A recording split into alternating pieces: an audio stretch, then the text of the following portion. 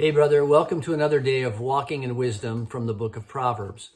But before I read you this proverb today, we need to remember a couple of things. Number one, that Proverbs are generally true. They are not ironclad promises of outcomes every single time. Secondly, we need to remember that Proverbs are layered. They can have many different applications and meanings. So we shouldn't just lock into just one. So here's the proverb. Proverbs chapter 22, verse 6.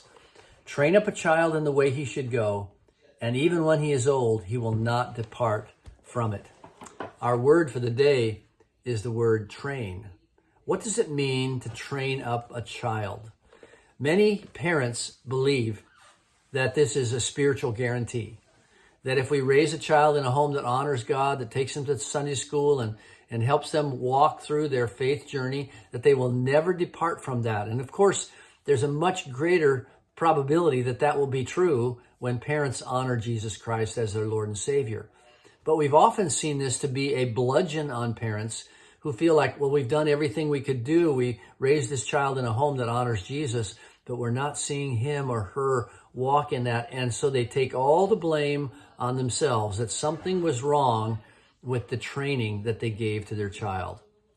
Well, one of the things that we need to recognize is the many layers that this can take. And the word train really means to dedicate or to inaugurate. We need to dedicate or inaugurate a child on the pathway that they should take. And this means not only certainly the spiritual pathway, but this also means their temperament, their gifting, the way they're bent, the way they came out of the womb as a child.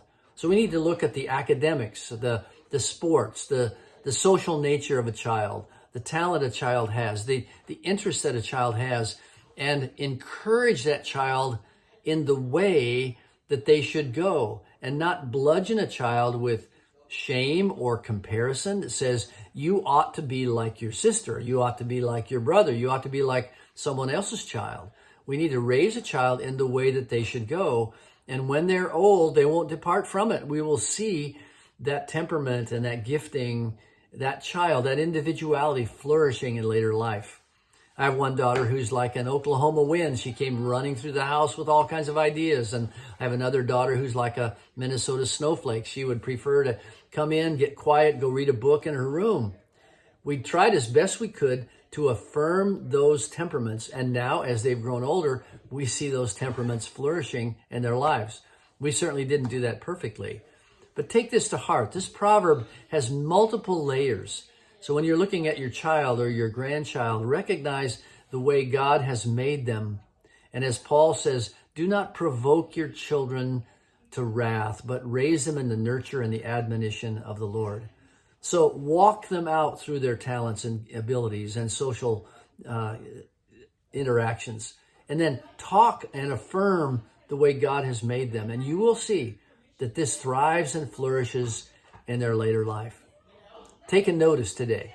Look at this perspective and train up a child in these particular ways, and God will bless you.